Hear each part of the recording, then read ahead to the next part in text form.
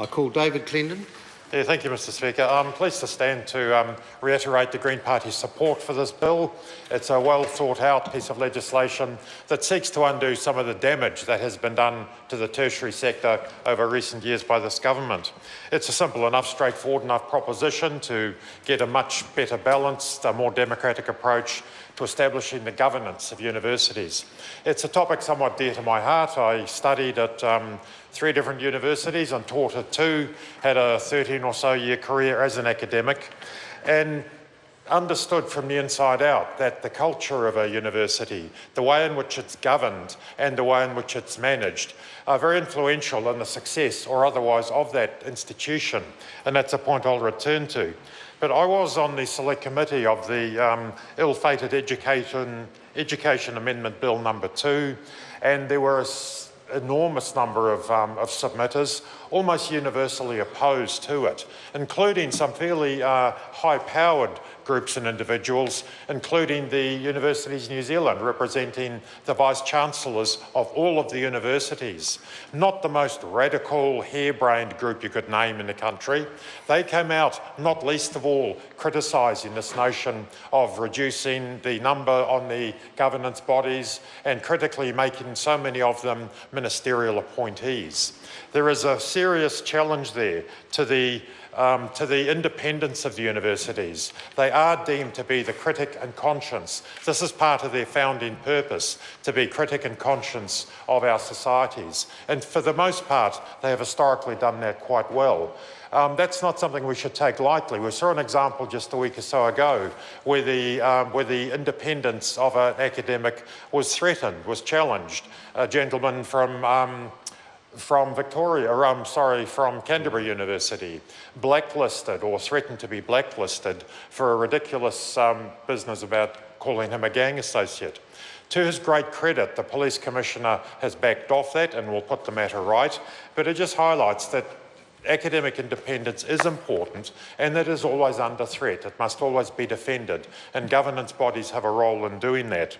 One of the submitters to the earlier bill that took away or that fundamentally changed the nature of governance bodies noted that the bill, as it was then, confused governance and management. And Mr Foster Bell's interesting litany of numbers and percentages and so on, actually, he was talking about management. I have been a business advisor. I know very well that a small, tight, fast-moving, what's the word people use, nimble management team is actually a very good thing to have. But sitting behind that, you want a very strong governance group that reflects the diversity of the organisation. And there are a few organisations as complex, as multifaceted as a university. We need to recognise that complexity in the makeup of the governance body that should be making long-term, well-informed, thoughtful decisions about the future of that organisation that then they devolve to the management team to implement. You must, I mentioned earlier the culture of the universities.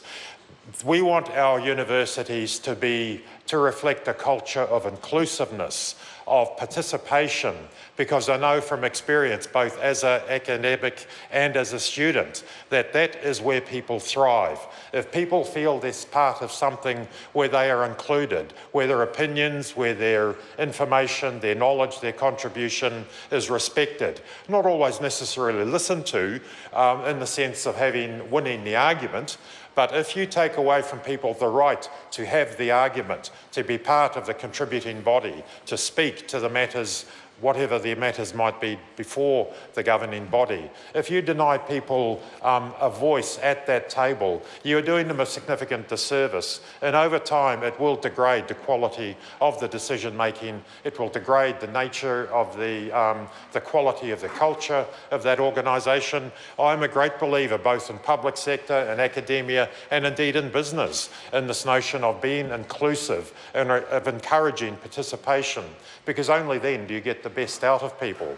If people know they're on a government's body by the grace and favour of a minister or indeed of ministerial appointees, their contribution will be constrained because they'll always have a thought to, oh, mustn't offend, mustn't rock the boat. Is anything too overtly critical might end up with me being spun out of here. So the notion of having preserved positions was important in maintaining that integrity, that independence, and this is a very good bill. We're very pleased to support it. Thank you.